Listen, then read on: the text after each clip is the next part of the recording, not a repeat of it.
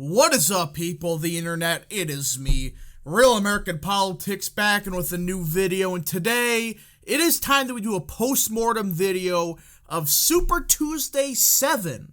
That is right, folks, this is the final post-mortem video, well, at least till the general election. So, I guess just, strap in, folks, because this is it. This is the final time we're going to do a deep dive into elections that happened the night prior. Well, we'll do one for New Hampshire, but this is kind of the last big post-mortem video this cycle. Now, before I forget, of course, I hope you enjoy these type of videos. If you do, smash the like button down below, subscribe, share with your friends, hit that little bell, and yes, of course, go follow that mysterious Twitter account in the description down below. And, also join the channel. That is right, folks, for just 10 cents a day, you could join Real American Politics. I recommend you do it. Helps the channel and, well, gives you a good feeling in your heart knowing, hey, I'm supporting Real American Politics. Hope you join today. Alright, folks, it is time that we finally discuss the post-mortem for Super Tuesday 7. And overall, I would say it wasn't the biggest W ever. I mean, there were a couple major losses. But overall, based on turnout, based on some results, it was just a small W, right? There were some good things that happened last night, but some negatives, which we gotta look at today, because it's kind of a mixed bag, but I would say it leans towards, a W, but it's kind of the biggest, or I should say the smallest W of this cycle. Potentially the closest one to an L. It's not an L because turnout was phenomenal for Republicans. We'll get to that in a second, by the way. But point being is, it was an okay night, but yeah. So let's start, of course, with the governorship. Charlie Crisp, he won, not by a close margin. He won by 450,000 votes. It wasn't even close. This was an embarrassment for Nikki Fried, who I thought was going to crack 40%. Turns out, that didn't go so well. Now, it's kind of funny to see where Nikki Fried did best in. It was definitely the Jacksonville area, even the Panhandle. She did significantly better compared to her statewide result. But for Charlie Crisp, obviously he did run up the vote shares in the Tampa Bay area, did pretty good in southern Florida with Miami-Dade, etc. So for Charlie Crisp, it's a big victory for him, but already he's going to lose, all right? A reminder, this guy is going to lose either way. It was a matter of, Nikki Fried losing by 14 or Charlie Crisp losing by 9 to 10. Charlie Crisp may be losing by more than 10 as well. He's talking about how, screw Ron DeSantis supporters. I don't care if you semi-like him. Don't vote for me. His approval rating's one of the highest in the country. So Charlie Crisp is already running a terrible campaign. Now, not on New York Times, there were some significant results that happened in Tampa Bay, Miami-Dade, and I believe Duval, right? These three counties, Hillsborough, Miami-Dade, and Duval, there were some school board elections. Now, usually I don't discuss them, but these races were so important that I need to discuss them. So if you don't know Miami-Dade, the school district, I believe, is the entire county. I think that's how it works in Miami. It's one of the biggest school districts in America. And, well, it's a conservative majority now. Last night, two conservative candidates defeated two liberal incumbents. It flipped from a 3-2 liberal majority to a 3-2 conservative majority, or something like that. I think it was like 4-1. I don't remember. Point being is Republicans flipped the Miami-Dade school board to the conservative. They did the same thing in Jacksonville. I think they also did pretty good in the Hillsborough area, where Tampa Bay is. And it was a good night for local stuff. And people are going to say that, Florida turnout was bad. No, it wasn't. Republicans outvoted Democrats, which is expected considering the party registration advantage and the fact it's a red wave. But the fact of the matter is, Republicans did not have DeSantis on the ballot, did not have Rubio on the ballot. In their most significant race statewide last night was, I believe, agriculture commissioner. This was the only competitive Republican race statewide. And, well, Republicans outvoted Democrats when the Democrats had a major Senate race. Well, I would say major Senate race, but a Senate race on the ballot. Rubio wasn't because, well, he was uncontested. They had the AG race, the Agriculture Commissioner race, etc., and of course, the governor's race. So the fact of the matter is, turnout for Republicans was actually pretty damn good in Florida, in particular Miami-Dade. Now, this is a significant development. If you don't know, Democrats still have a huge party registration edge in Miami-Dade. Well, they went from having a 60-40 lead in Miami-Dade for primary turnout in 2018. That means, 60% of primary voters voted the Democrat primary, 40% Republican. Last night, it went down to 55-45 Democrat. So only 55% of the primary electorate in Miami was Democrat, when they still have a huge party registration edge. That's a sign that Miami-Dade is more than likely probably going to flip this fall. That's crazy to think about. Just think about 2 years ago. Or I should say 3 years ago. I mean, people would have been calling me crazy. But with the turnout we saw last night, Miami-Dade has a significant shot of flipping Republican this fall with the turnout Republicans had last night. Now, there were some congressional races, and this is where some of the L's kind of happened. The first one, of course, the big one, is the 7th District. Now, once again, we have to discuss the frickin' just why. There needs to be a runoff system or a convention system. I'm sick and tired of these clowns getting in with 38% of the vote or below. And, well, this is actually a good thing, alright? This may sound crazy that Sabatini lost, but that's somehow a good thing. Why is it a good thing? Because Corey Mills, who I have some question marks about, but people like Peter Thiel are backing him. Point is, he quote-unquote supports immigration moratorium. He tried to outflank Sabatini from the right, which, that's a good thing. That he won because he outflanked Sabatini from the right on stuff like immigration. That's a good thing. Of course, Sabatini supported it longer, but an immigration moratorium, Mills kind of jumped on the bandwagon.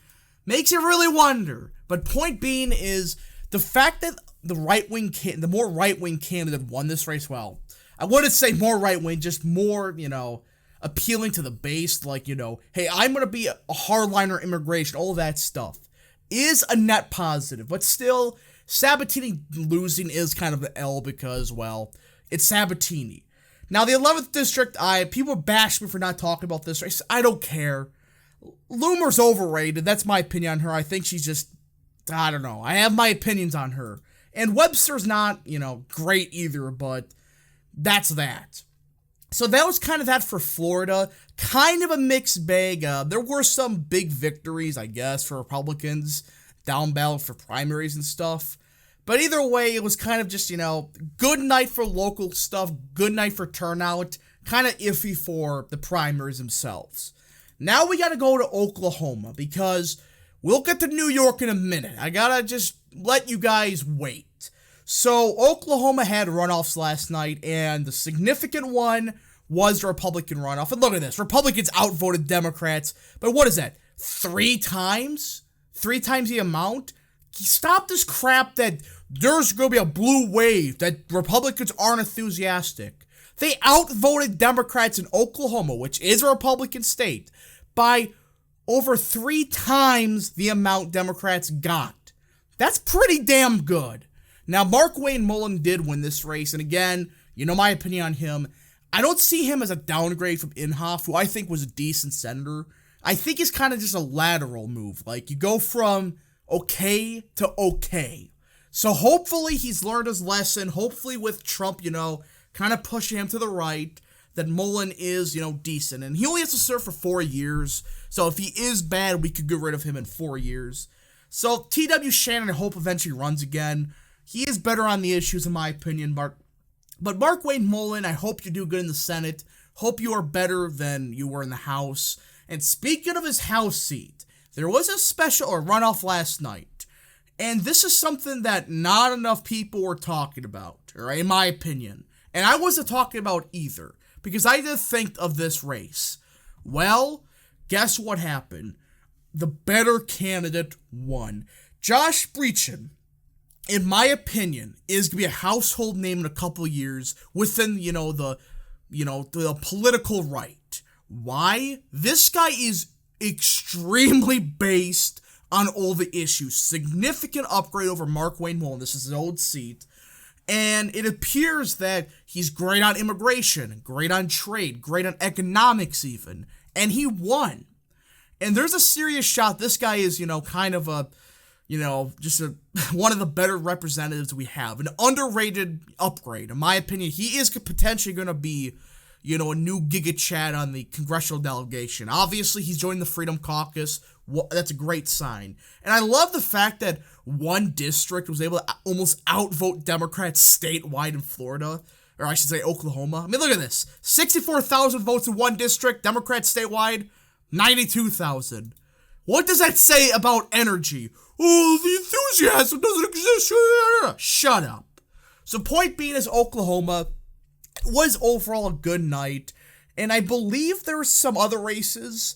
Yeah, a couple of runoffs. The superintendent race I heard was a big one. Treasurer I heard was a big upgrade. So Republicans overall had a good night in Oklahoma. Now we have the race that everybody's shitting about. Guys, I cannot believe I have to spend more than 1 minute on this race. But I must. Some people have lost it. And even people that I respect, right? Even the mainstream media, like the guy from MSNBC, Kornacki, I think that's how you say his last name. I respect him. But people are losing their freaking minds about this result. New York. Both New York 19th and 23rd. Guys, I'm getting so sick and tired of some of the same people talking about the red wave's dead, or it hasn't manifested yet, or all this crap. I'm sick and tired of these same people dooming about everything. So let's look at the results. So Pat Ryan won a Biden +1 seat by around 2 points. On paper, this is bad. I agree with that. But look at some context, right? This is stuff that people need to understand.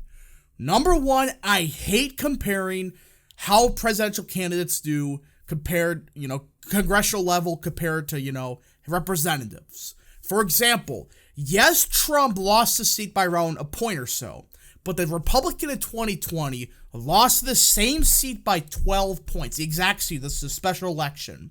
So that means it actually swung 10 points Republican when you look at it that way. I think that's a better way of reading it. Plus, I like to look at county by county results. And basically every single county, except 2, I think, these 2 here, swung significantly Republican. I mean, Dutchess County, for example, this part of the county's Biden +4. The Republican won it by almost 4. But what happened was Ulster County. This is the reason Democrats were able to win this. Well, there's another reason. This county, for one, is the biggest in the entire district. This is where Pat Ryan, the Democrat, is. He's a county executive from this seat. You get where I'm getting at. And also, with special elections, people need to understand, traditional working class voters basically never turn out in special elections. Ever. They never turn out in special elections. Who are ones that usually vote all the time? College-educated whites. That's a fact. That's a group that's been voting more and more Democrat in recent years. I mean, you look at places like Sullivan, you look at places like, I think it's actually here, all these counties here, they swung significantly Republican compared to 2020. The problem? Turnout wasn't high among working class voters. Plus, you have Ulster County, where Pat Ryan just ran up turnout. A lot of college-educated voters voted in this race. So it was within 2 points or so. But also, this is something people are not talking about enough, which I think they should. This should be the big story about this race. To show you how stupid the election system in New York is. This is an example of how the ballots work. So, as everybody knows, the primaries for the same races happened last night at the same time for New York. If you don't know, New York is a hard-closed primary state. I should say just closed. It's not semi-closed. It's closed. That means only registered voters of the Republican Party can vote in the Republican primary. No independents. No nothing. Only Republican registered voters. Democrats have a big Democrat registration edge in this district. But also, this is a big part of why what happened last night. In special elections in New York, you had to request 2 ballots. If you vote in the primary, you can request a Republican ballot. But you had to request a separate ballot for the special election, or they're supposed to hand out to you. Point is, many voters didn't even know a special election was happening at the same day the primaries were. You get what I'm getting at. Independents basically did not vote whatsoever in this race. They did not at all. Why? Because they know I'm registered independent. I can't vote. When in reality, they technically could. But New York made it so complicated that it just was impossible for independents to vote realistically. And again, special elections always has a higher college-educated turnout compared to the regular elections. Again, look at Nebraska first. Voted over 70% Republican in the primary. The special election, it voted like R+7. You really think that's because, the Democrats are picking up steam? No! It's because working class voters are not turning up in special elections. They never do. So I hope people understand that. Same thing can be said about District 23rd. Again, it's stupid how New York handles it. You have to request technically 2 ballots. But it is how New York does it. And we even have proof that some voters never got the option to have both ballots in these districts. So there's that. Anyways, folks, I hope you enjoyed this video. If you did, smash the like button down below, subscribe, share with your friends, hit the little bell, and yes, of course, go follow that mysterious Twitter account in the description down below. And yeah, thank you so much for watching. We'll see you guys in the next video. Godspeed to all of you.